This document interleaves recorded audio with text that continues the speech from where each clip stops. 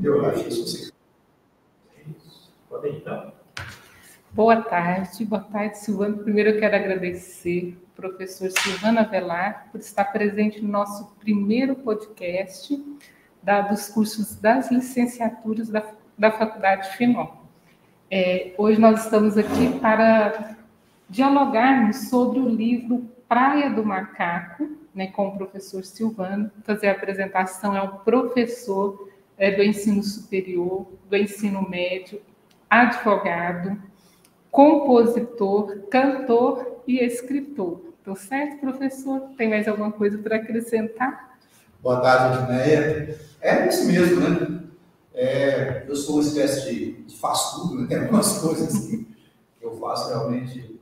Eu não me considero assim, um compositor. Eu gosto de escrever algumas músicas, algumas canções, principalmente as marchinhas carnavalescas. E sou advogado, como você disse. Lecionei aqui na FINOL durante um bom tempo, foi um período muito bom. Cresci muito com isso, porque eu trabalhei com áreas que eu sou muito grato a elas, né, que é a área de pedagogia, na época de história, geografia também, eu já estava trabalhando. Aqui também na faculdade, na questão no curso também de Direito, né? Fui coordenador também do grupo de práticas jurídicas da FINOL. Mas, enfim, atualmente, o que eu sou? Né? A minha neta costuma dizer que ela faz uma brincadeira com as colegas dela, que ela fala assim, meu avô é igual a Barbie. Eu não entendi o que é esse negócio de Barbie.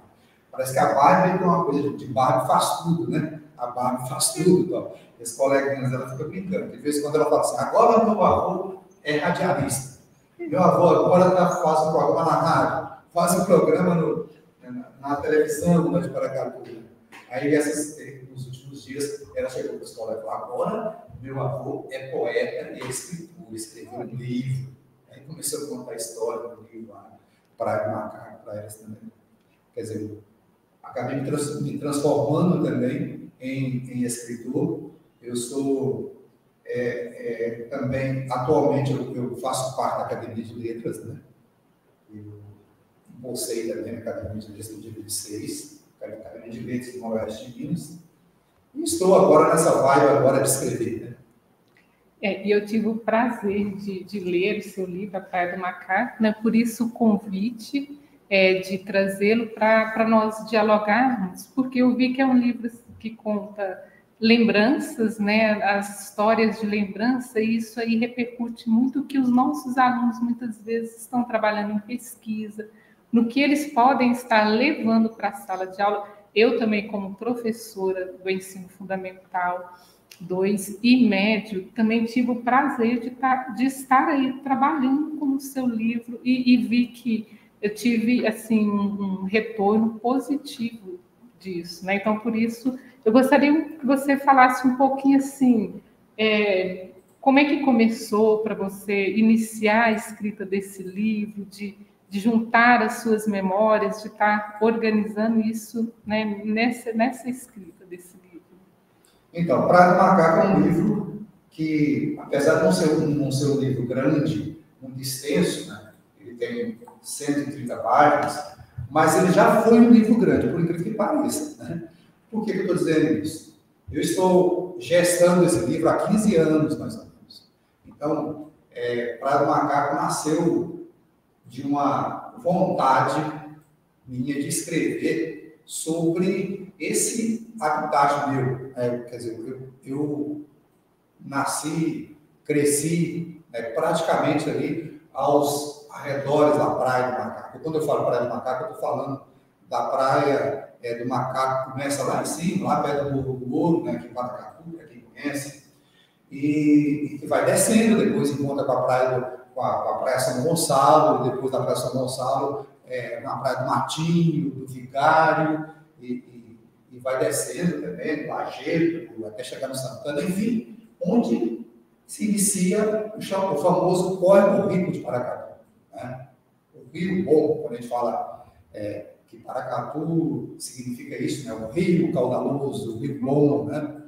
Pira peixe, catu gostoso, Mas esse pira-peixe catu gostoso começa na Praia do Macaco.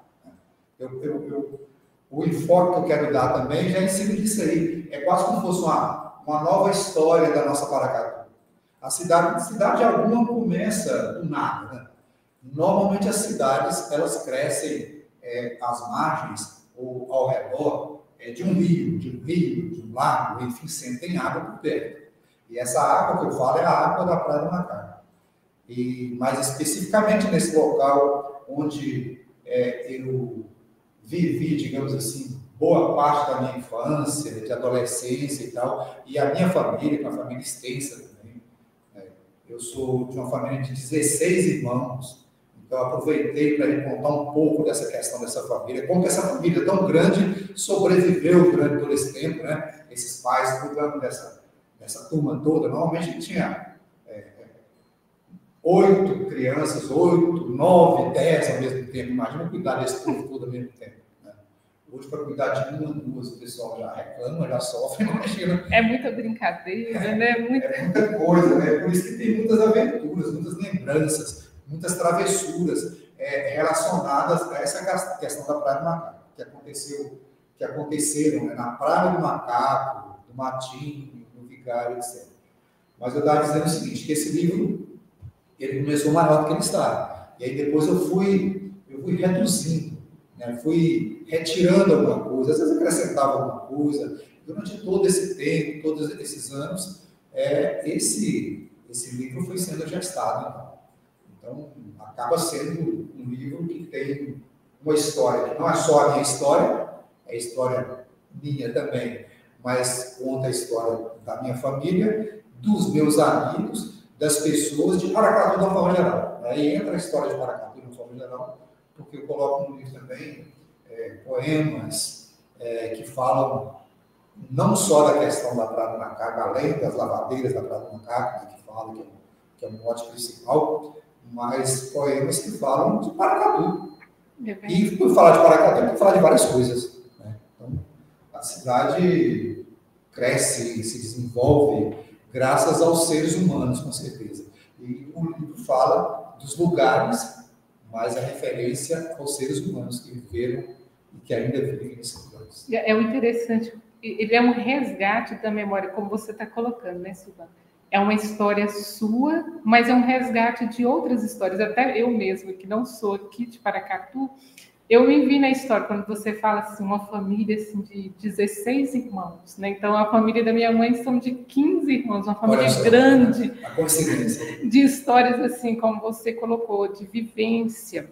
Tem as partes tristes, mas tem aquelas engraçadas, como você descreve no livro, né? Que faz assim, a gente ir mesmo naquelas lembranças assim, que às vezes estavam adormecidas, mas a gente consegue resgatar através dessas histórias que você coloca.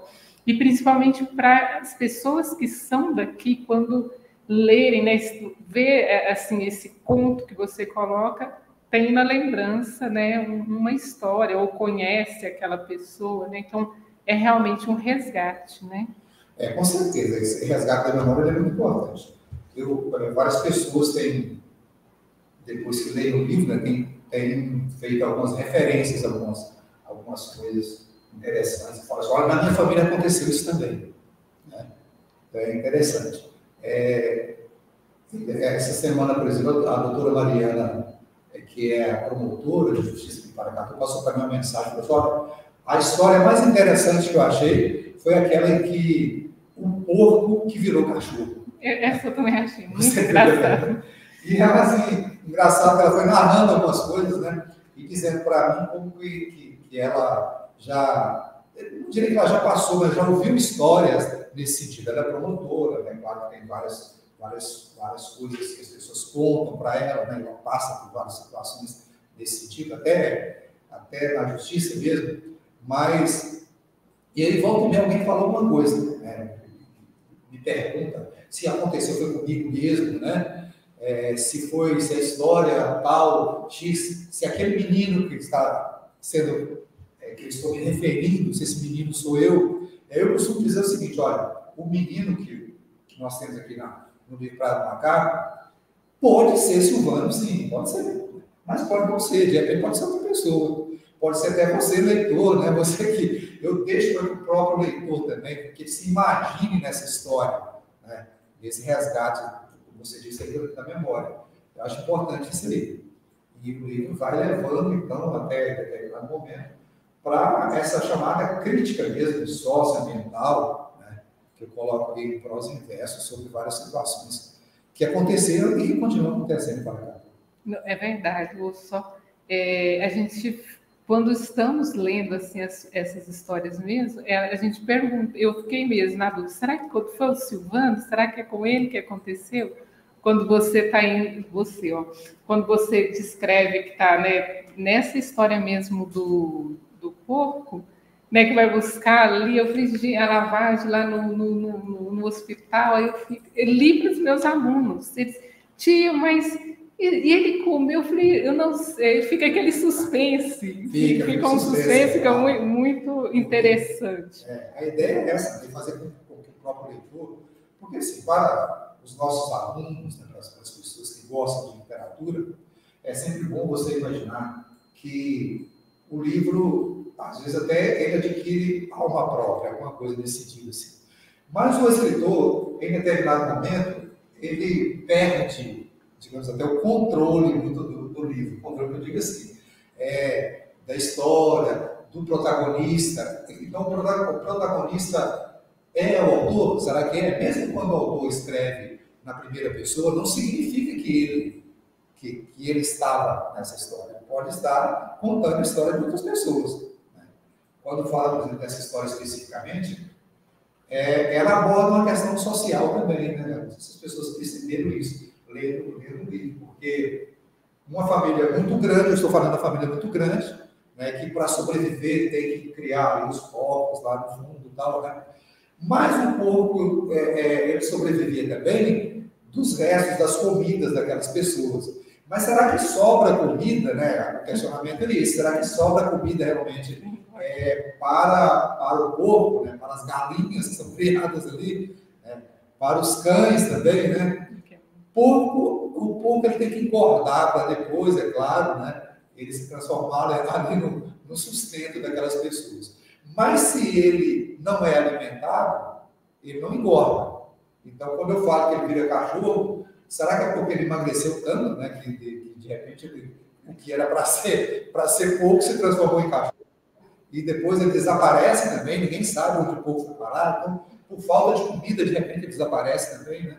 A história é interessante. É interessante. E assim, na sala, os alunos ficaram bastante instigados, perguntando, tia, mas ele virou porco? Ele virou cachorro? Será que ele latiu lá no final mesmo? Ficou bem interessante mesmo. Mas, Silvana, levando isso assim, para... eu achei muito interessante e vi assim, uma relação muito grande do seu livro com o dia a dia assim, que um professor pode adaptar e que o livro pode estar auxiliando na sala de aula. Até vi uma escola que trabalhou esse cenário de memórias com crianças do jardim.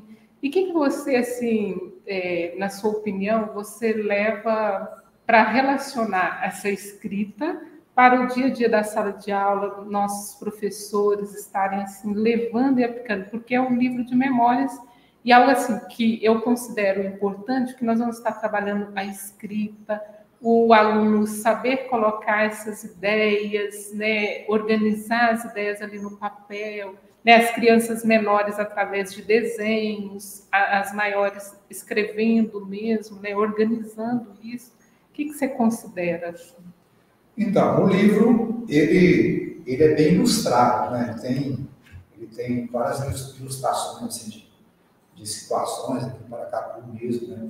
Então, o Flávio Costa, que é, inclusive, meu sobrinho, e ele fez a capa do livro, né? Ele também trouxe os quadros dele para ilustrar o livro. Essas ilustrações, elas são interessantes, porque pedagogicamente você sabe que quanto mais você ilustra uma história, facilita mais o entendimento, né, das crianças, inclusive, se a gente for levar esse livro, então, para as crianças aí do ensino fundamental, né, e etc. Então, ele é importante para isso aí. Mas o livro, a gente que é professor, não dá para você escrever sem ter esse veio, digamos, pedagógico mesmo, né? Didático, né? O livro ele não é um livro didático, mas ele pode servir realmente para você trabalhar na sala de aula em vários fatores diferentes. Eu, como professor de língua portuguesa, literatura, de redação, eu diria que é possível a gente trabalhar no que diz respeito à prosa, no que diz respeito aos versos, no processo criativo, que o escritor ou que o redator, aquele que vai escrever, ele teria que ter, né, para ter, digamos assim, essa inspiração para escrever e tal. Isso pode ser puxado também em sala de aula, nas questões ligadas à língua portuguesa, literatura, etc. E tal, textos que podem ser utilizados como interpretação, né, fazer interpretação de determinados textos. Nós estamos falando aqui, por exemplo, de historinhas que acontecem no livro, mas será que a interpretação é essa mesmo? Né? Porque, assim, para o autor, é até complicado você falar, olha, a história, né? Essa história aqui, a minha ideia era chegar até esse ponto. Eu posso falar isso, eu posso tentar falar isso, mas para o leitor, muitos leitores têm uma interpretação diferente e eu deixo essa liberdade. Agora, o livro, por exemplo, eu imagino que no contexto histórico de Paracatu, nós temos aí vários poemas, que eu coloco aqui, que falam, que contam a história de Paracatu, especificamente. Né? É uma história de onde Paracatu começou, por exemplo. Né? Paracatu, todo mundo sabe, Paracatu começou no chamado Arraial do Santana. E aí eu tenho uma história sobre isso, eu tenho um poema sobre Santana, onde tudo começou. E esse poema é um poema que se transformou depois numa música carnavalesca também. Nós fizemos todo um desfile de carnaval saindo lá do Santana, e etc. Eu tenho um tributo a Paracatu dos Negros.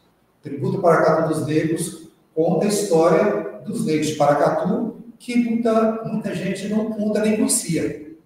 As pessoas não conheciam meu pai, a Nequim, por exemplo, eu conto lá no livro, eu conto no livro que coloco, que fala que foi um dos primeiros caminhoneiros de Paracatu, que entrou em Paracatu como caminhão de EPC, naquela época, 58 e tal, né? E vou contando histórias desse tipo, falo das pessoas, por exemplo, do Paracatuzinho, de várias pessoas negras do Paracatuzinho que ajudaram na construção da nossa cidade, do Santana, né? Que muitos ali que ajudaram também na construção de Paracatu, e do São Domingos.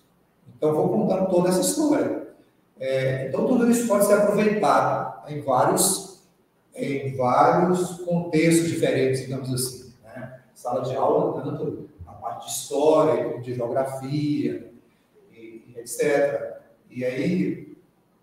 E o que eu achei muito interessante que você está falando, nesses contextos históricos, eu li bastantes histórias que marcam a questão do racismo, né? Apesar de Paracatu ser uma cidade assim, com um número de negros, né, muito maior do que, né, a gente tem a população branca, mas que tem aí presente o racismo. Então, em várias histórias que você contou, e eu tenho uma que eu achei muito triste, assim, muito triste mesmo, e uma outra que a gente ri muito, que eu escrevi, o Rapaz Azul, que eu achei muito engraçado.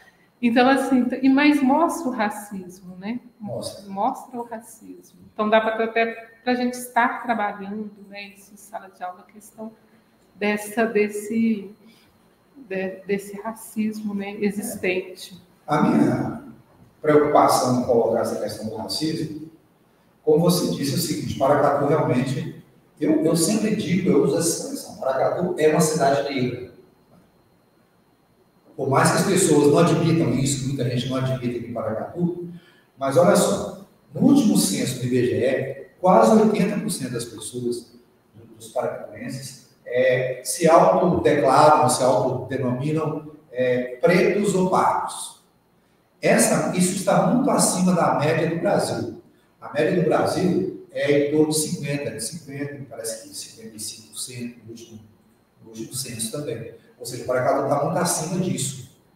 Então, numa cidade que a maioria das pessoas se autodeclaram pretos e pardos, pode parecer que é uma cidade que não tenha preconceito, que não tenha racismo. Mas é um grande engano. É justamente o contrário. Tem ainda e já teve muita atitude de racismo aqui em Paracatu. Quando eu conto a história, por exemplo, do Rapaz Azul, o Rapaz Azul, eu estou me referindo ao meu pai mesmo. O Ameriquinho que tocava sanfona também, que além de ser caminhoneiro, ele veio a ser caminhoneiro, foi bem mais tarde, mas assim, quando ele morava na ilha, ele era sanfoneiro com o irmão dele.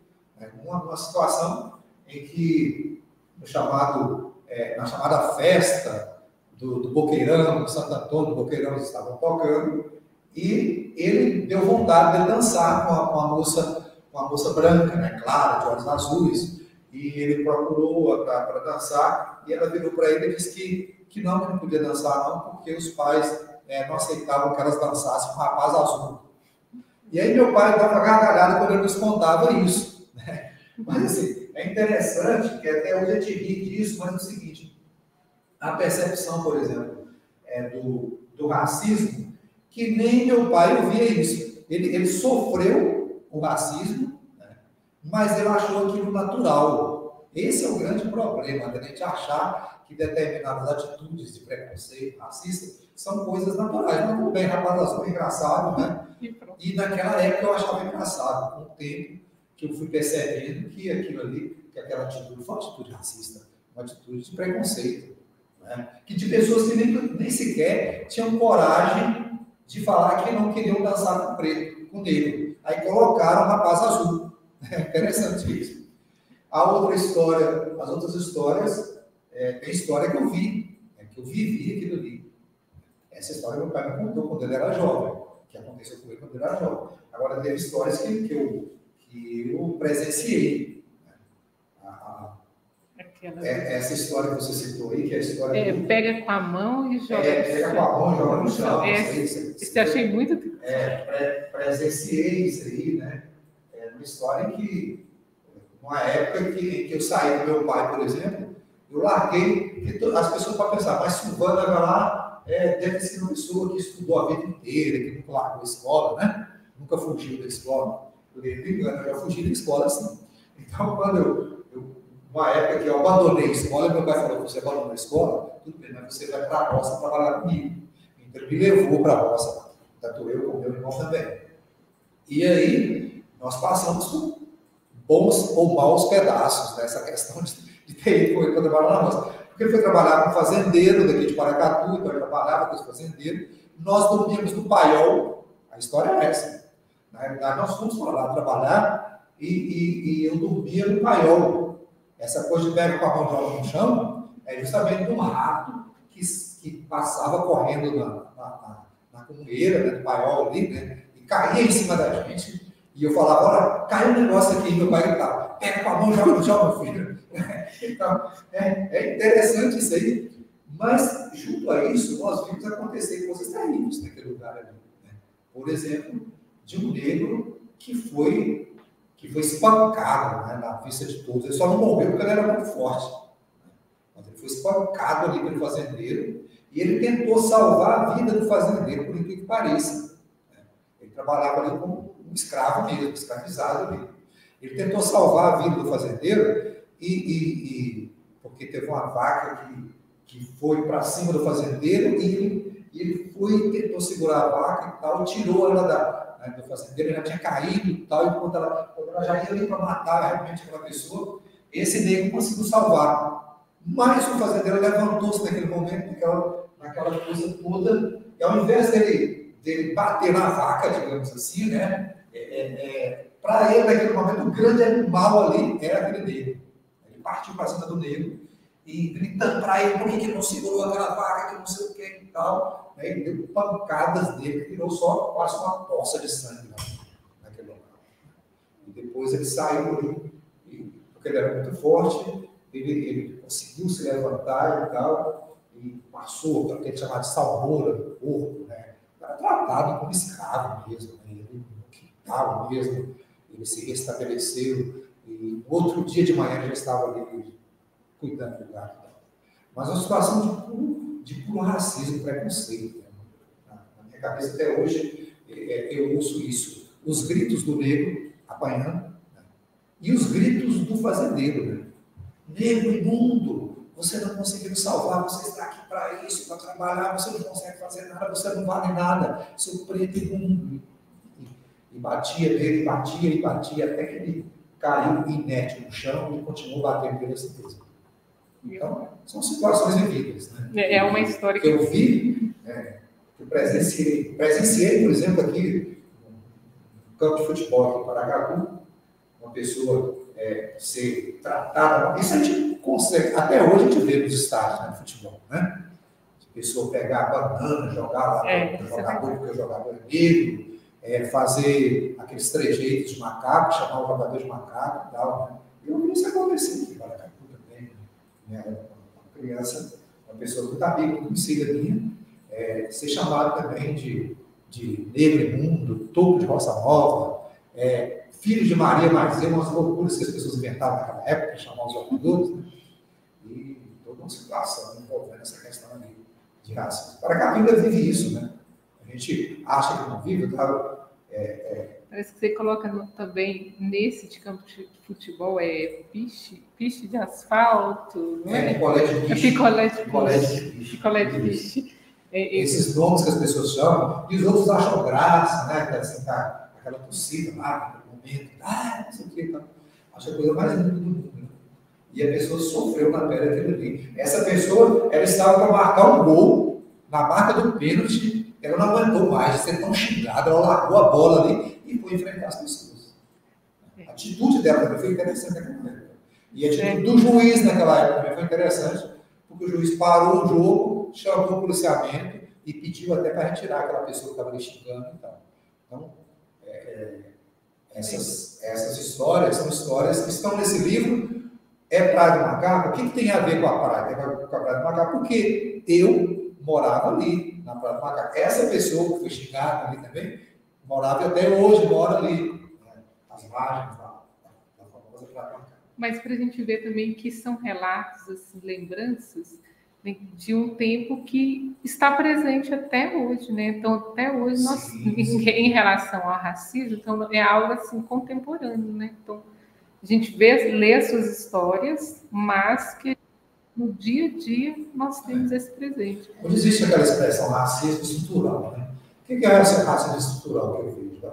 É uma coisa que já ficou impregnada, né, no nosso meio, na nossa estrutura. Por isso que a gente fala que não adianta você não gostar do racismo, você ser antirracista, você precisa atuar realmente contra o racismo, entendeu? Porque ele existe, ele está estruturado, inclusive nas nossas falas, sem querer, a gente acaba reproduzindo expressões que são expressões racistas. E aqui em Paracatu a gente percebe muito isso, acontece muito isso ainda em Paracatu. Eu estava dizendo o seguinte, na rádio, uma das rádios locais, eu vi uma reportagem de hoje dizendo assim que uma família sofreu racismo num determinado local de comércio aqui em Paracatu.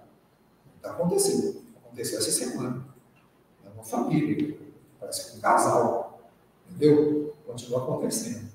Então, isso tudo eu acho que para nós que estudamos antropologia, sociologia, né, nos cursos aí de pedagogia, né, de história também, é bom sempre a gente deixar bem claro isso, que essa questão racial, infelizmente, ela está no nosso meio, estruturada, que precisa lutar contra isso. E que existe lei para isso, precisa utilizar da legislação, né, para penalizar essas pessoas que cometem esses crimes, porque é crime. Enquanto a gente não admite claramente que isso aí é crime e não faz denúncias formais a respeito disso, vão acontecer. Mesmo fazendo as denúncias que acontecem, imagina se não fizer. Aí as pessoas vão achar que é normal, vão continuar fazendo, vão continuar cometendo esses crimes no mesmo nível. E a partir do momento que aquele cidadão vai em busca dos seus direitos, outros também vão saber, né, que tem o direito. Né? Às vezes não tem conhecimento, mas Ô, Silvana, agora uma que, assim, também, assim, igual, que é muito interessante, é essa composição sua, que você coloca aqui no livro, o homem é o lobo do homem, né? Que aí você fala aí da destruição da Praia do Macaco, fala da destruição daqui, da área ambiental de Paracatu, né? Que é algo que nós estamos vivenciando hoje mesmo, um dia muito quente em Paracatu. Acredito que não seja só aqui em Paracatu, né? Em outros lugares também, mas que isso é consequência, né, das ações antrópicas que nós vivenciamos, né? Então, a falta de consciência do homem. Com certeza. Eu queria que você falasse um pouquinho dessa composição sua, né, que a gente retrata. O homem é o lobo do homem, na realidade é uma composição, é uma frase, né, muito forte, né? Que quer dizer o seguinte: na verdade eu faço um questionamento: será que o homem é o lobo do homem? Então, eu até no livro coloco isso aqui, que essa frase ela encontra suas raízes no dramaturgo romano Titus Márcio Plautus, que tem registros históricos, né, que relacionam com sua comédia inusitada Asinaria. Agora, foi o filósofo Thomas Hobbes que criou isso aí, né, que trouxe para o nosso mundo esse questionamento do homem, se o homem é realmente o lobo do homem. Porque, veja só, as pessoas, o ser humano, o homem, na realidade, é o único ser que ele faz algumas coisas para destruir para você, e de forma coletiva. Faz coisas loucas. Destrói o meio ambiente, e a questão aqui, que a gente vai falar da questão ambiental, a maioria das coisas que o ser humano tem feito hoje, que o homem tem feito, sobre uma égide desenvolvimentista, digamos assim, né, acaba prejudicando o próprio homem na questão do meio ambiente. Então, você citou aí essa situação do calor, né, dessa coisa que nós estamos vivendo atualmente aqui em Paracatu. Hoje deve chegar a 40 graus em Paracatu. Mas por que eu falo que o homem é o lobo do homem? A ação predatória do homem, ela não tem limites, é um negócio estranho. Quanto mais ele é predador de si mesmo. E ele destrói o meio ambiente com uma facilidade tremenda. Então, quando eu falo assim, cadê o morro que estava ali? Nesse poema eu falo isso. Cadê o morro que estava ali? Virou poeira. É a realidade. O Morro do Ouro, aqui em Paracatu, que era do ouro, hoje ele é do ouro para algumas pessoas. Mas para nós é poeira. No tem outro poema que eu falo do morro, que o morro vai se agachando, ele vai gemendo. Aqui em Paracatu, todo dia às 3 horas, 3h30 da tarde, o morro geme. Essa é a história. O Morro do Ouro, ele grita. Todo dia. Aí ele explode. Ele grita por quê? Ele explode. Estão explodindo as entranhas desse morro. E ele vai se acabando, ele vai se agachando. Eu coloco, né, no outro poema justamente isso. Que se o morro morre, eu também morro aos poucos. A gente vai morrendo aos poucos. Aí quando eu falo, cadê o morro que estava aqui, virou poeira? Quando eu coloco dentro do poema também, o homem é o lobo do homem, que eu falo, cadê a árvore que estava ali? O homem queimou. Aqui em Paracatu nós tínhamos a Barriguda de Santana, tinha a árvore, chamada árvore Barriguda, né? Barriguda de Santana, Barriguda da Praça do Rosário, a Barriguda da outra praça, lá a praça chamada da Distribuidora aqui em Paracatu. O povo de Paracatu colocou fogo nessas árvores. Hoje incrível, elas não existem mais. No Santana sobrou lá um broto tal, o pessoal não conseguiu reerguer uma barriguda de novo. Mas as árvores lindas, fortíssimas, sombras belíssimas, né? O homem destrói, ele bota fogo na árvore, é um negócio incrível. Né? Então, eu faço essa comparação do morro. Cadê a água que corria limpa por ali e tal? Acabou, não tem mais. Então não tem mais porque a mão predatória do homem, ela vai acabando com tudo isso. Por isso que no livro Praia do Macaco, eu faço essa reflexão também. Porque tem gente me perguntando, mas cadê a praia do Macaco? Cadê essa água que você falou que tinha ali?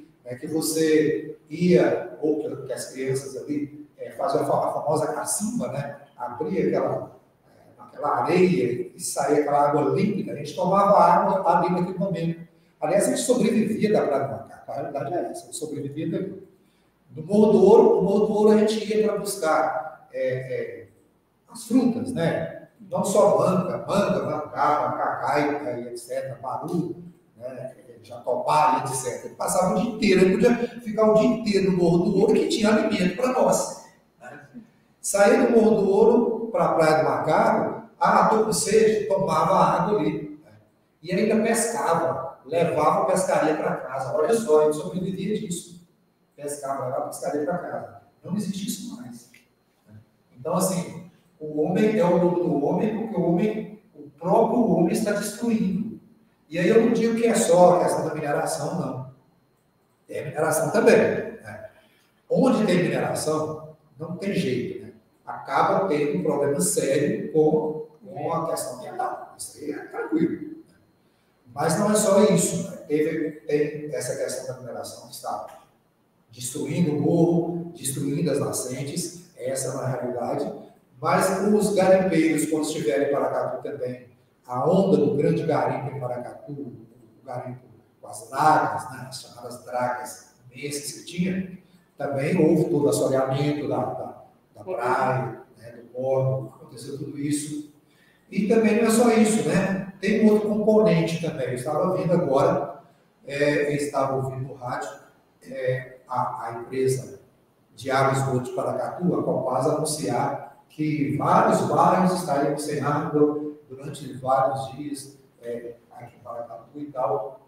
Isso não é por acaso, né? Quer dizer, falta d'água, está faltando água, faltando competência por parte da Copasa, não está faltando também, mas está faltando água porque as nascentes, né, foram destruídas também.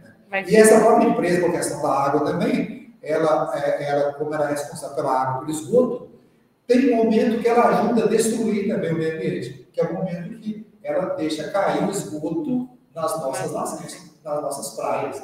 E aqui em Paracatu tem várias situações assim. Aí vai sendo comprometido.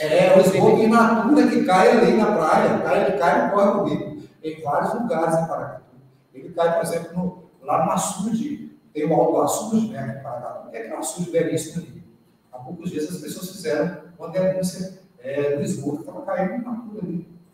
E o povo paga a taxa de esgoto, né? Tem toda essa história também. Para o esgoto cair na natura, E aí, na praia. Dentro desse todo esse contexto que você falou e também descrito, assim, é possível a gente, né, levar isso assim para o nosso dia a dia, né, para o nosso docente, né, ter essa consciência e trabalhar essa questão de conscientização assim ambiental com os alunos, né? De, por exemplo, assim, né, replantar, né, fazer ali até na própria escola, né, com mudas, alguns lugares assim, para mostrar, porque mais assim, as crianças elas têm esse poder, né, de incentivar, de levar para casa, de conversar com os seus pais, essa importância, né? Porque nós sabemos assim, como você falou, das árvores que foram derrubadas, queimadas. Mas chega um final de semana, a família que tem aí um casal, um filho, eles buscam esses lugares assim para se refrescar, para levar as crianças para brincar. Então, assim, a gente pensa, mas uma árvore, né, o bem que ela faz para o homem, né, a sua sombra, o seu ar. Então, todo mundo está andando, sempre está procurando uma árvore. Nós destruímos, mas estamos procurando aquela sombra, não é? Então, acho que a gente consegue retratar isso na conscientização ambiental, né? Também. Eu acho necessário fazer esse trabalho, né? Nas escolas, nas salas de aula, porque eu tenho conhecimento de cidades que investem em reflorestamento mesmo. Um município que já chegou à conclusão que se não investir em reflorestar a cidade mesmo.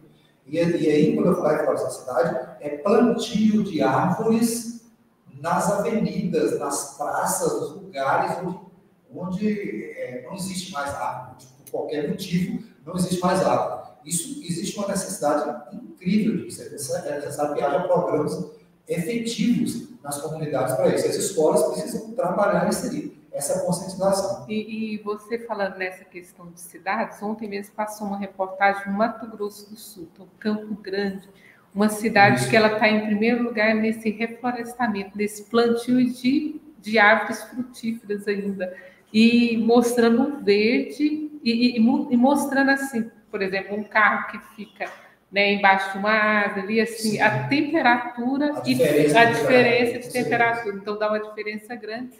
E o ar também, né? Isso muda, com certeza, né? Então é importantíssimo mesmo. Então, a questão ecológica, ela, durante um bom período, ela foi tratada pelas pessoas como se não fosse uma coisa tão necessária, digamos assim, né? Como se fosse uma coisa só do bicho grilo, chamada aquelas pessoas que gostam de falar de ecologia, de meio ambiente, etc. Vamos descobrindo, o povo vai descobrindo aos poucos, né? E até os governos, aos poucos, muito pouco também, estão descobrindo, né? Que a questão ambiental, ela é uma necessidade premente, né? Essa questão de valorizar o meio ambiente. Porque aí deixa de ser só uma questão ambiental, mas é questão de saúde pública, de sobrevivência. Então, a partir do momento que você destrói aquilo que faz parte da natureza, por exemplo, tem a questão do cerrado. Tem muita gente que não gosta de falar isso, porque Paracatu é uma cidade que vive do agronegócio, que vive da agropecuária, né? Tudo bem, é possível. Eu conheço bons fazendeiros em Paracatu que plantam muito, plantam soja, milho e tal, mas eles preservam. Eles têm a preocupação com a área de preservação ambiental, com toda a situação, né, de preservação do cerrado, etc. O cerrado, é preciso que as pessoas saibam que uma das grandes fontes de água que a gente tem, né, é o cerrado. E o cerrado vai ser destruído. E destruído, às vezes, sem muita preocupação, né, de colocar alguma coisa no lugar ali. Não é verdade? Então, é preciso pensar em tudo isso. Mas eu quero trabalhar com meu pai na fazenda dele, porque tem a produção. Isso é ótimo. Mas aí você que é estudante, que vai ser agrônomo, tem qualquer outro tipo de atividade que você gostaria de ter, levar para a sua casa essa preocupação. Porque a partir do momento que destrói também as nascentes, destrói o cerrado, então ali na sua fazenda não vai ter água mais. Você está tirando um recurso natural e necessário. E a questão dos poços artesianos, né, sem a devida cautela que deve ter, né, a questão dos poços também, daqui a pouco o lençol freático não vai existir mais também, né, vai se exaurindo cada vez mais e pronto. E aí? Então é preciso pensar nisso. Pensar nos bens é importante. Mas pensar no bem maior, que é o ser humano, é mais importante. Silvana, olha o leque que deu assim aqui as suas lembranças, né? E levando isso assim para a nossa questão assim, para reforçar aquela aula com os docentes, aquela aula assim, né, programada, que sai fora daquele cotidiano. Nós já trabalhamos aqui, como você mesmo mencionou, a prosa, né, como você mostrou que é possível estar trabalhando, né? Nós vimos aqui a questão histórica, o contexto histórico de Paracatu, a questão de se trabalhar aqui, a questão também do racismo, as memórias, né, lembranças, memórias, a questão do meio ambiente. Então, assim, uma gama de informações que, assim, através dessas lembranças que você retratou, é possível a gente dinamizar em sala de aula, né, de estar trabalhando. Eu falo em sala de aula porque, assim, como professora, eu vi, assim, quando eu li, eu vi algo que eu poderia trazer para os meus alunos, que acho que ficaria bem interessante. Tem até uma dinâmica interessante também, as pessoas sabem, quem me conhece, quem foi meu aluno, sabe que eu sempre gosto de tocar, de cantar, de fazer as paródias, né? As paródias, sim. Para cantar também para os meus alunos, para motivar mais os alunos. E nesse livro, eu trago aqui um QR Code que se a pessoa escanear o QR Code, ela vai encontrar um negócio interessante aqui, que é o seguinte, é uma música. Essa música é justamente a música As Lavadeiras da Praia do Macaco. Pode colocar, por exemplo, pode escanear, né, com o celular e vai aparecer aí um vídeo. Você vai ter acesso, então, a um vídeo, que é um vídeo que fala dessas lavadeiras da Praia do Macaco. E até nessa música Lavadeiras da Praia do Macaco, se você prestar atenção, fizer uma boa interpretação, vai perceber que tem várias nuances interessantes que é possível trabalhar. Mas fala também da questão ambiental.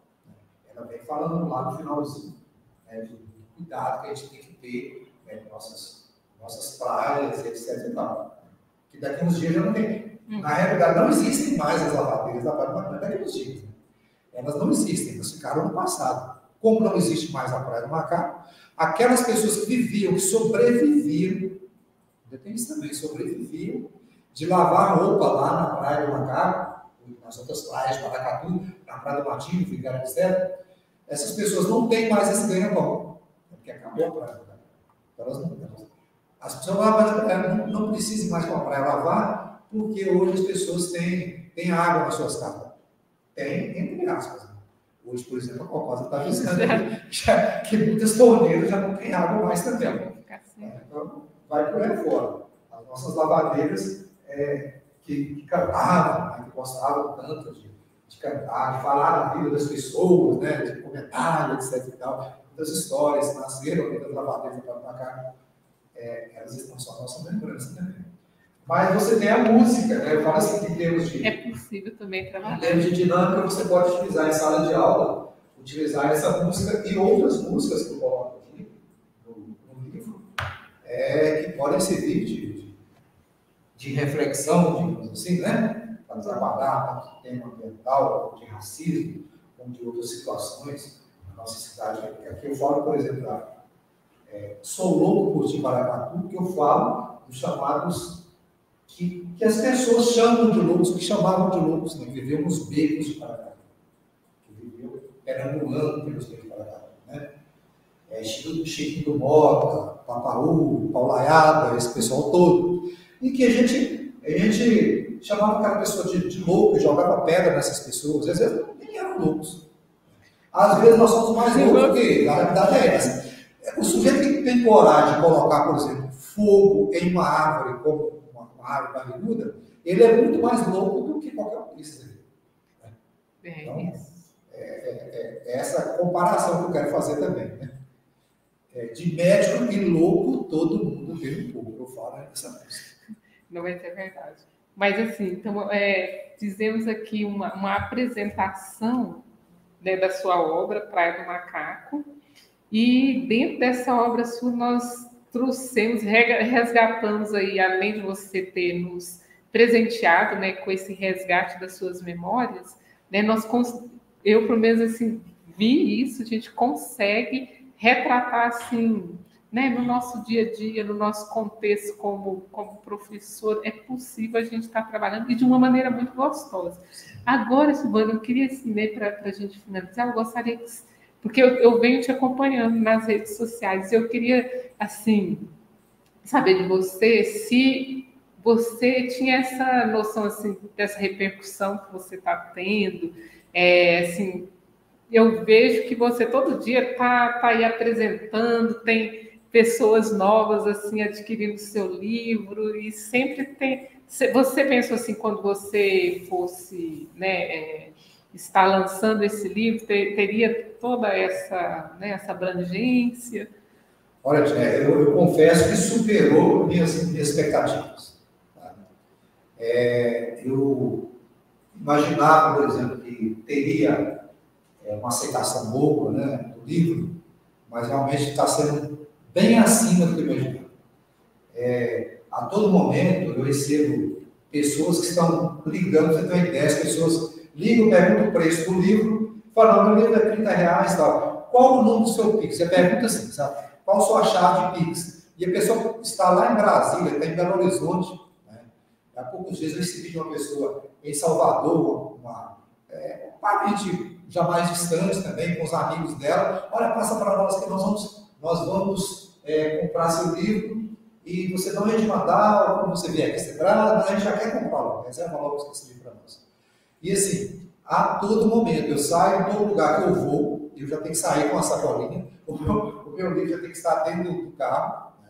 Eu já fiz o primeiro lote do livro, já fiz o segundo, já pedi o segundo lote, vou ter que pedir o terceiro agora. Né? Estou sendo convidado para várias escolas também, escolas que eu já atuei, a Escola Antônio Castro já me chamou para fazer também lá um bate-papo a respeito desse livro, né, com os alunos lá do ensino médio, o pessoal lá, o IFTM também, que eu trabalhei no IFTM também, vai acontecer no IFTM, vai com a semana, eles consideram a semana do livro, da biblioteca, então eu já fui chamado para fazer uma palestra a respeito do livro também. Né?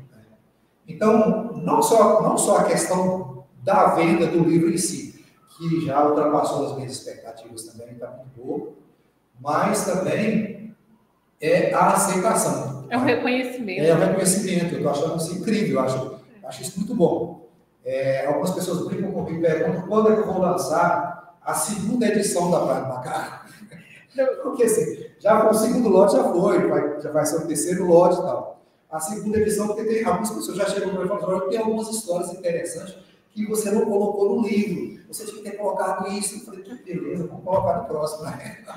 Mas é muito interessante mesmo, porque quando eu li, eu falei, gente, aí eu fui te mandar um recadinho, porque realmente é muito bom, gostei, que a gente inicia, né? Eu vou falar assim, parece até um ponto, assim, inicia, fica doido para terminar, para querer saber qual que é o final daquela história, né? Então, assim, muito interessante, Silvano está de parabéns, e nós também vamos convidá-lo para participar da nossa semana do CONIC, para você estar falando e divulgando para os nossos alunos o seu livro. Então, nós já conversamos aqui. Agora já estou. Agendar, né? Começa a tirar a renda do escritor, né? Eu tenho que colocar na minha agenda, porque já tem realmente alguns pedidos. Não, já vamos agendar. Eu devo fazer mais um lançamento do livro também. A atual diretora da Caixa Cultura, que é a Juliene, uma pessoa muito competente também, eu estive com ela, e ela adquiriu um livro e já leu e tal, e quer que eu faça um novo lançamento. Na verdade, não vai ser um novo lançamento, vai ser uma noite de autógrafos também na Caixa Cultura. Isso deve acontecer na semana aí do aniversário da cidade, já está confirmando lá onde vai ser também. Né? Fui convidado essa semana também para participar de algumas feiras do livro que estão acontecendo em vários lugares do Brasil.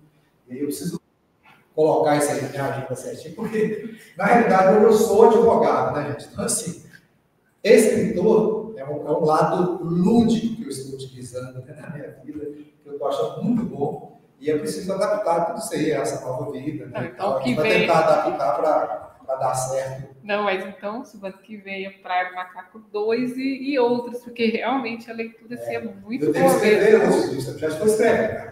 Quem ainda não leu... Spoiler aqui que vai estar, vai sair um livro de poemas aí.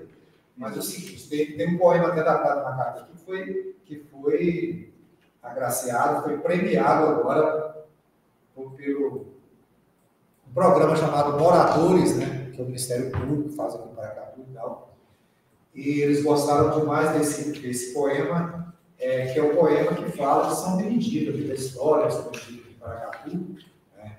O poema é o poema Um Negro no Altar, ele está nesse livro, aí na página 121.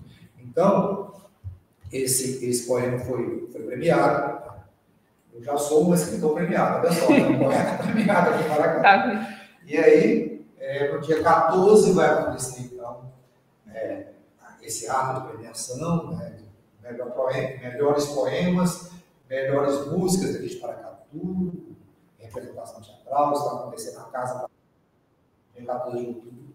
Estarei lá então para receber o meu primeiro prêmio como escritor e poeta.